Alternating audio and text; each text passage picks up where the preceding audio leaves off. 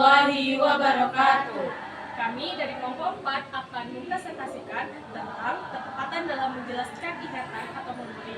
Dengan anggota kelompok dengan saya sendiri di Kesendrum dengan NIM 2330108040. Dengan saya sendiri Natasha Permata Devi dengan NIM 2330108039. Dengan saya Nurul Latifah Isani dengan NIM 2330108041. Saya Nada Hamadani dengan NIM 2330108037.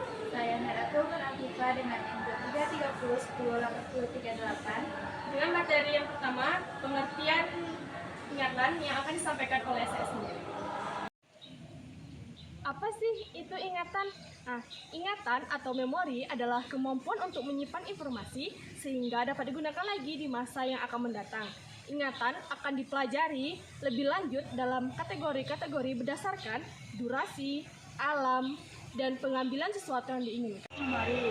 Ingatan dapat dibagi menjadi beberapa jenis berdasarkan durasi, alam, dan pengambilan sesuatu yang diinginkan.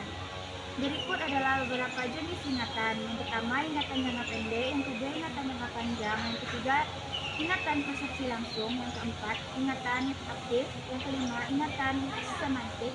Enam, ingatan episodik. Tujuh, ingatan pengkondisian rangsa respon. Ingatan. Proses ingatan meliputi beberapa tahapan utama, yaitu encoding, penyimpanan, dan pengambilan. Berikut adalah penjelasan singkat mengenai tahapan-tahapan tersebut. Yang pertama, encoding, yaitu proses di mana informasi yang diterima diubah menjadi bentuk yang dapat disimpan dalam ingatan.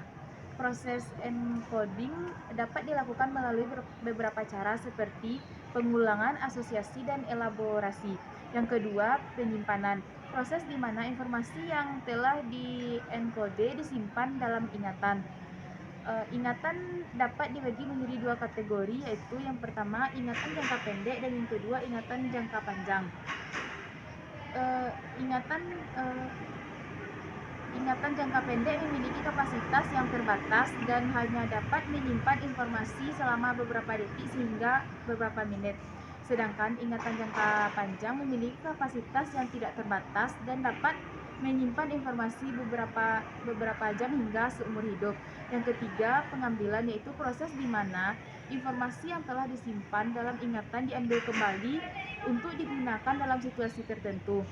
Pengambilan informasi dapat dilakukan melalui beberapa cara, seperti peringatan spontan, peringatan terbantu, dan pengingatan melalui konsep asosiatif. Faktor yang mempengaruhi ingatan. 1.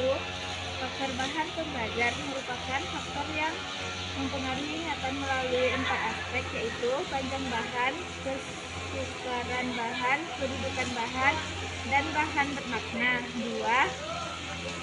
Faktor kaedah pembelajaran merupakan faktor yang mempengaruhi ingatan melalui cara pembelajaran yang digunakan. 3. Faktor pribadi merupakan faktor yang mempengaruhi ingatan melalui 4 aspek, yaitu aspek umur, dinamika, motivasi pembelajar, dan emosi dengan ingatan. 4. Faktor emosi merupakan faktor yang mempengaruhi ingatan melalui peristiwa-peristiwa yang menyentuh perasaan. 5. Faktor usia merupakan faktor yang mempengaruhi ingatan melalui membuat mencatatkan dalam ingatan. Faktor keusangan merupakan faktor yang mempengaruhi ingatan melalui jarangnya penggunaan informasi yang telah disampaikan dalam ingatan dalam jangka panjang. 6. Faktor gangguan merupakan faktor yang mempengaruhi ingatan melalui gangguan-gangguan yang terjadi pada saat pembelajaran. 7. Faktor tekanan merupakan faktor yang mempengaruhi ingatan melalui tekanan-tekanan yang terjadi pada saat pembelajaran. 8. Faktor kebimbangan merupakan faktor yang mempengaruhi ingatan melalui kebimbangan-kebimbangan yang terjadi pada saat pembelajaran. 9.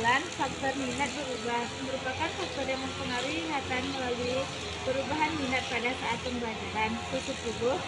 Faktor lupaan ledakan maklumat merupakan faktor yang mempengaruhi ingatan melalui banyaknya informasi yang harus diingat. Ingatan dalam Al-Quran. Dalam Al-Quran, kata ingatan disebutkan dalam beberapa ayat. Selain itu, ada beberapa surat Al-Quran yang diyakini dapat membantu untuk menguatkan ingatan seperti surat Yasin, surat Al-Ala. Selain itu, ada juga doa, zikir, baca Al-Quran, dan amalan yang dapat diamalkan untuk kuat ingatan. Dalam Islam, menghafal Al-Quran juga dianggap sebagai salah satu cara untuk meningkatkan ingatan. Selain itu, pandangan Islam mengenai lupa adalah bahwa lupa adalah suatu hal yang wajar dan manusiawi. Namun, manusia harus berusaha untuk mengingat kembali dengan cara yang benar. Oleh karena itu, dalam Islam terdapat beberapa cara untuk meningkatkan ingatan seperti membaca Al-Quran, berzikir, dan berdoa. Hasil presentasi yang dapat kami sampaikan, mohon maaf jika ada kesalahan dan kekurangan. Kami sudahi dengan wabillahi taufiq wa hidayah. Wassalamualaikum warahmatullahi wabarakatuh.